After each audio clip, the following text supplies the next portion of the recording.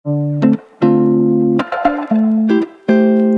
mo isang ordinaryo at maliit na isla lamang ito mga dude. Pero napakalaki ng naiambag nito sa kasaysayan ng Pilipinas at sa Kristyanismo.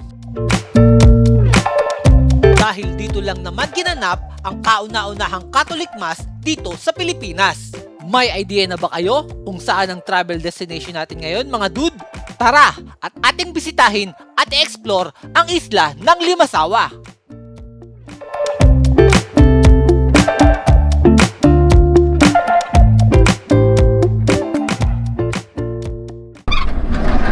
Good morning! Let's go! Ayan si Sir J, kapag gusto nyong ng van, patakin nyo lang. Mura dito, promise. Ingat po, ingat. Pegsa. May exam mamaya mga dude. Bigyan pa ng responsibilidad. Tacloban Airport ang entry point natin ngayon mga dude. At mula dito, kailangan nating bumiyahe ng mahigit kumulang 3 to 4 hours by land papuntang Padre Burgos Port. Parte na yan ng Southern Leyte mga dude. Lahat kayo taga Maynila? Luzon. At syempre, hindi natin sasayangin ang mahigit 3 oras ng biyahe natin mga dude. Kaya naman, hindi namin pinalampas ang pagkakataon na huminto sa tinaguriang pinakamataas na tulay ng Pilipinas, ang Agas-Agas Bridge. What's up mga dude? Good morning and welcome to Agas-Agas Bridge! Taas mga dude. Grabe mga dude, may taas ito na tinatayang 89 meters. Halos katumbasan ng 30 story building mga dude.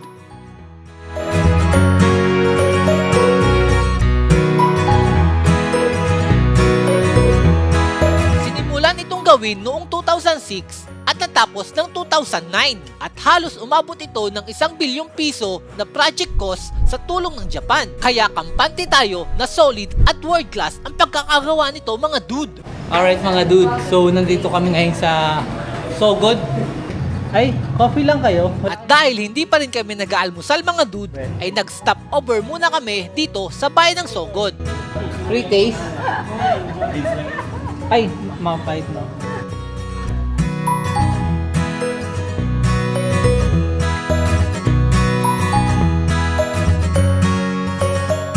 May cheese dito.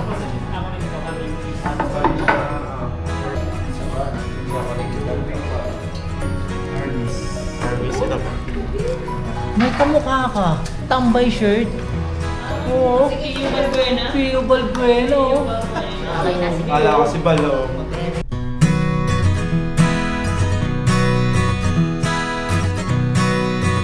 At makalipas ang ilang minuto, ay narating na namin ang Padre Burgos Port. Grabe mga dude, no?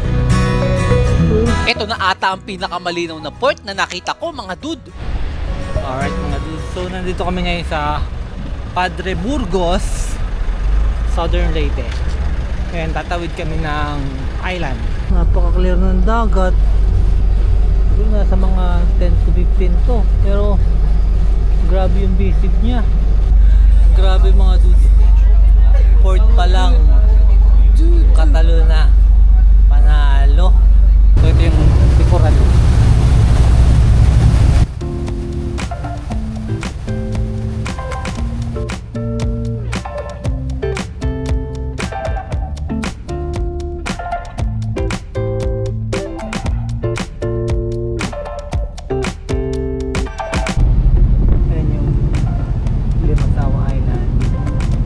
Tapos, ito ata yung Parola, and then yung Blue Lagoon.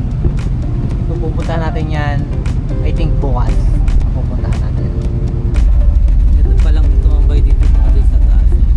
Para sa hassle-free na bakasyon mga dude, pwede kayong mag-book sa isang authorized travel agency tulad ng ginawa ng aming team. Sila na ang bahala sa travel itinerary nyo mga dude para relax ka lang at i-enjoy lamang ang trip.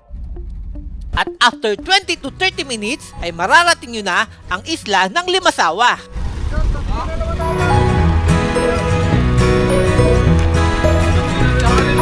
Ang pangunahing transportation dito mga dude ay tricycle.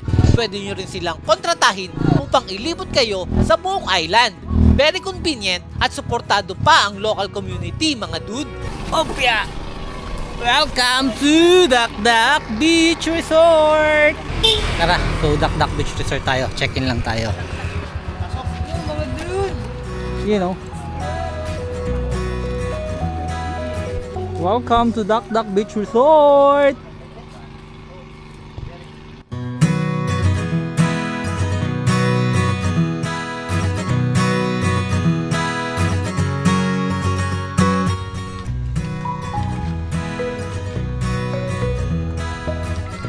Alright, ito yung reception. Tapos, andito yung beach. Alright. Saan room natin, sir? Barkadahan. Ayan. So, dito kami sa Barkadahan 1. Ayan, double deck. 1, 2, 3, 4, 5, 6, 7, 8. Tapos may aircon, may pin light. Wow, naka pin light. Ay, tapos ito yung remote. 17 na natin. Guys, ito yung CR. Tapos, may parang space dito. Pwede siguro dito yung mga gamit nyo para hindi masikip. Ito yung restaurant nila. Pero tara, punta tayo. Tapos manghiram muna siguro tayo ng isang menu.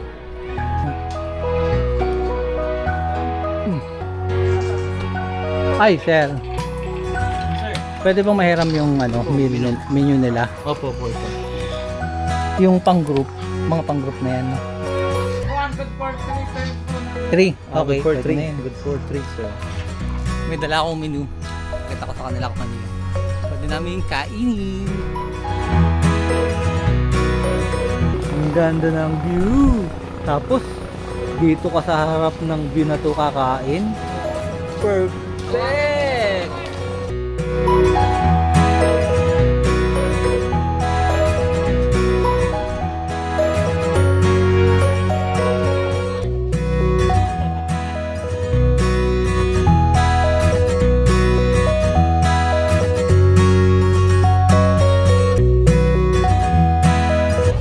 Alright mga dude, so 3 PM na and maglaland tour na kami. So sana mapuntahan namin lahat. So hintayin namin yung sunset doon. Kaya okay lang naman na medyo hapon-hapon na para maabutan namin yung sunset. Okay na? Sila Paula. Yun o, ready na o. Ang ganda o, ang ganda ng langit o. Blue.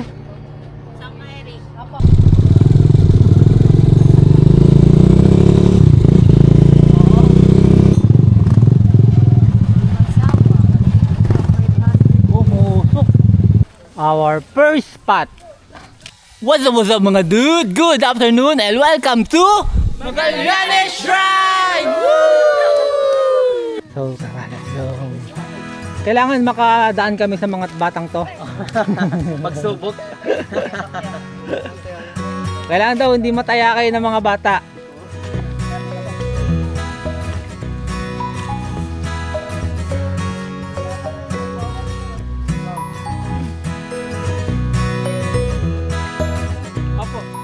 Ayong hapon.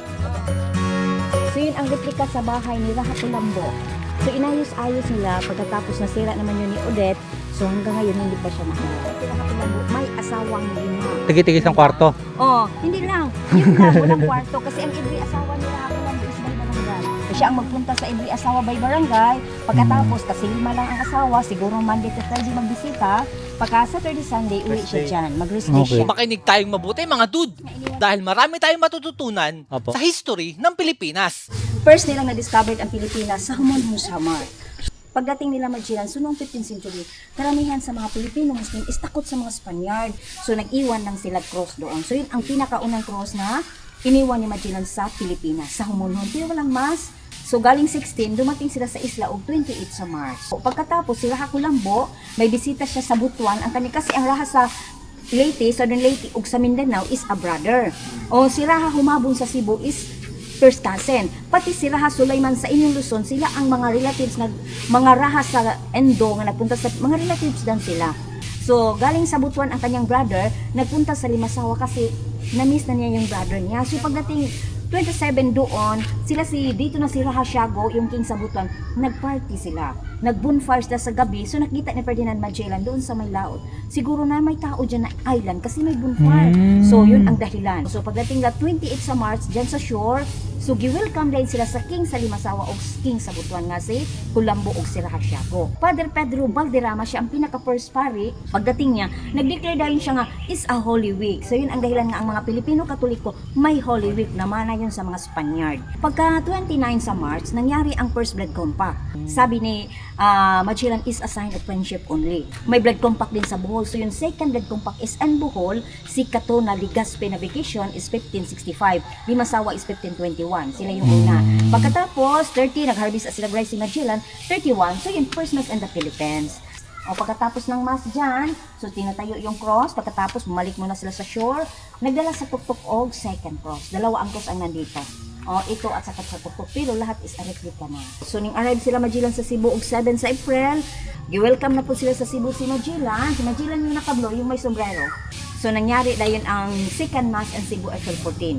Sila ang pinaka-first Catholic sa whole Philippines. So yun ang dahilan na ang Cebu may Magellan's Cross og Santo Niño. Kasi si Santo Niño, dala yun ni Ferdinand Magellan galing sa Spain. So nag-attend dito sa First Mass in Limasawa. So hindi siya ibinigay kasi si King Colombo hindi nagpabaptize. Kasi hindi siya pinapursige nga magpabaptize kasi may asawa na siyang 5. Bawal man niya sa Katoliko. Basta okay na sila si Magellan nga receive niya ang First Mass in the Philippines. So dito.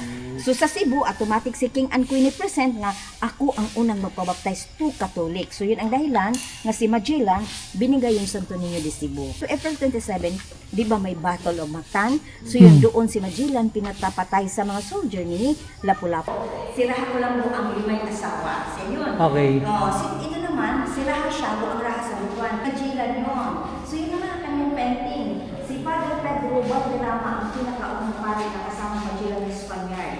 O siya ang nagmas dito, second mass sa Cebu ka na siya. O pagkatapos siya ang painting ni Pigapetta. Si Pigapetta. Sino po yun? Ito? Yun ang chronicler. Ito soldier ng Spaniard. Yun ang chronicler ni Magellan si Antonio. Writer? O writer. Okay. Yun ang unang pangalan sa isla is Masawa. Pagdating ng panahon na sinagtagal, nakaasawa siya 5, so giintungan og LI. Naging 5 as 5, asawa means wife. 5 wives of the king. So alam nyo na ang kabuuang history ni Magellan mga dude. May exam tayo mamaya ha?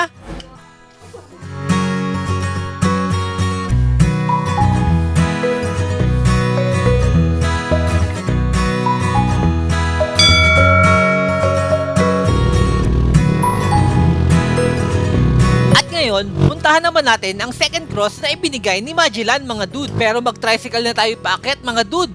Baka hindi tayo umabot sa sunset.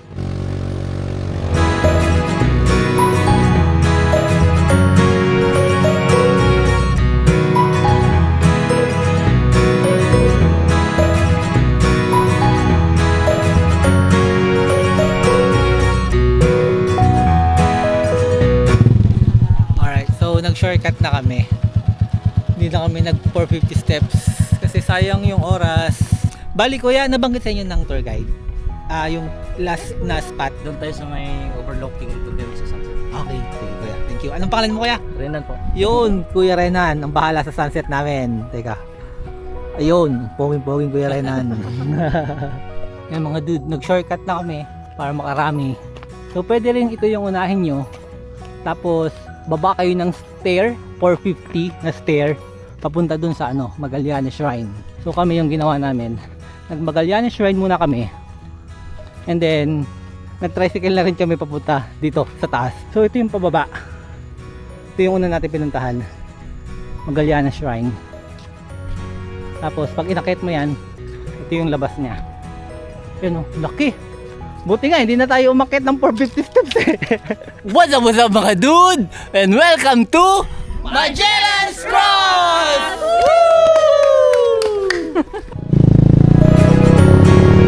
Alright mga dude, so next destination na kaagad tayo.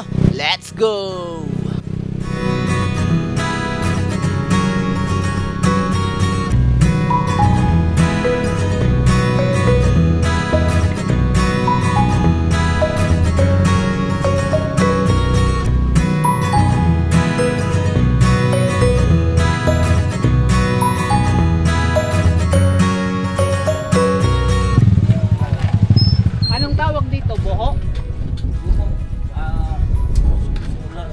Ibang tawag dito eh. Boho Solar Power Plant.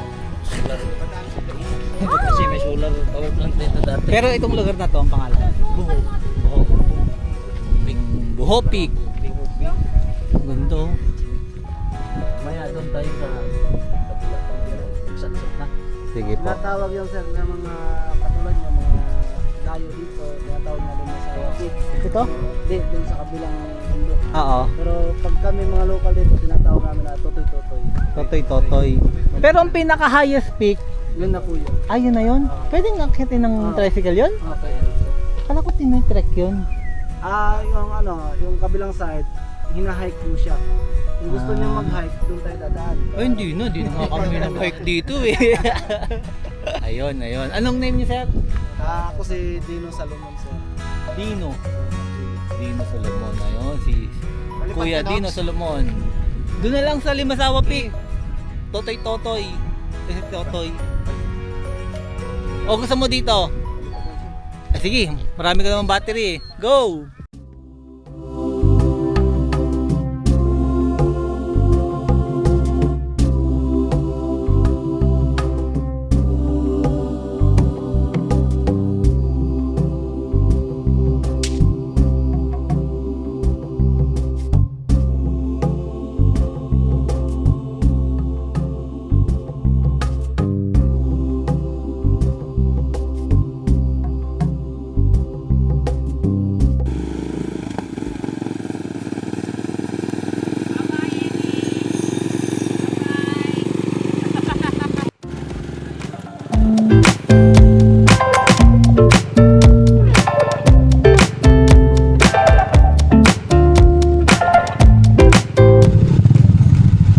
Tapos, Baywalk. My Island. Baywalk to, tama ba? Baywalk. Baywalk.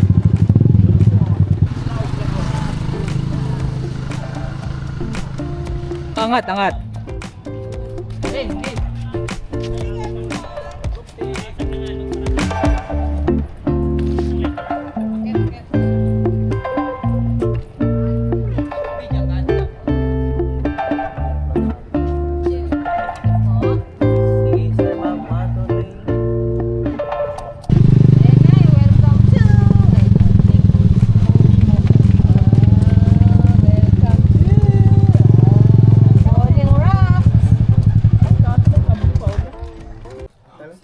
What's up mga dude? Good afternoon and welcome to Limasawa!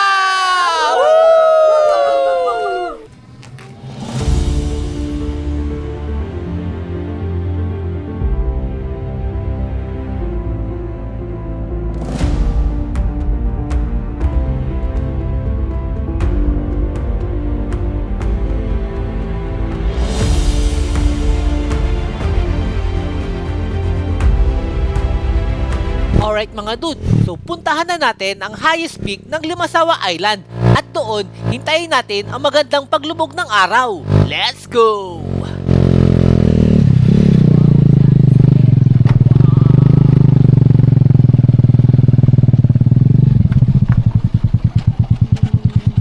Yan! Alright mga dude, so nandito kami ngayon sa Limasawa Peak or tinatawag nila na Totoy Peak. Ayun, so dito kami magsa-sunset. Waiting lang kami sa paglubog ng araw. Alright, ang ganda dito. 360 view. Kabilaan.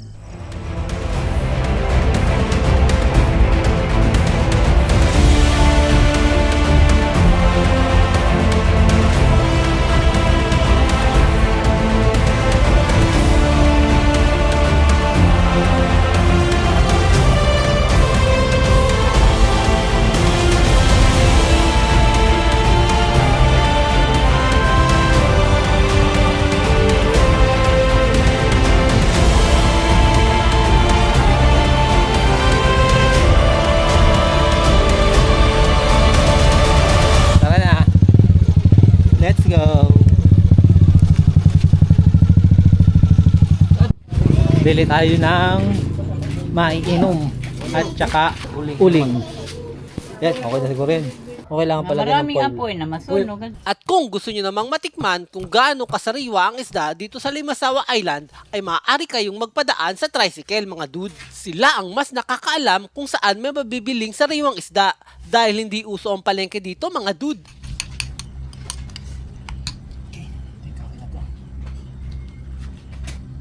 Alright mga dude. So nag-ihaw kami ng malaguno. Mga kulang-kulang 2 kilo to. 1.7. Tara, shot na. Let's go. Ang mga dude, snapper. Hindi tayo tikim.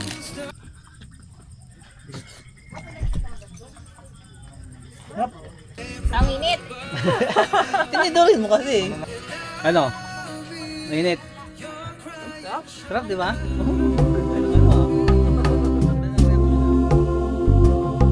At dyan muna nagtatapos ang day 1 namin dito sa makasaysayang isla ng Limasawa mga dude. Isang maliit na isla pero punong-puno ng kwento, kultura at simpleng pamumuhay na talaga namang mararamdaman mo. Sa next day, mas pina-exciting pa ang biyahe natin mga dude. Mas maraming tanawin, tourist spot at kakaibang experience ang naghihintay sa atin mga dude. Kaya samahan niyo ulit kami sa day 2 ng aming adventure dito sa isla ng Limasawa. Till our next adventure!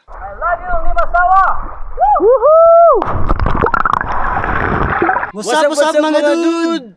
What's up, what's up? Kaya pala ayaw. Bulol pala kaya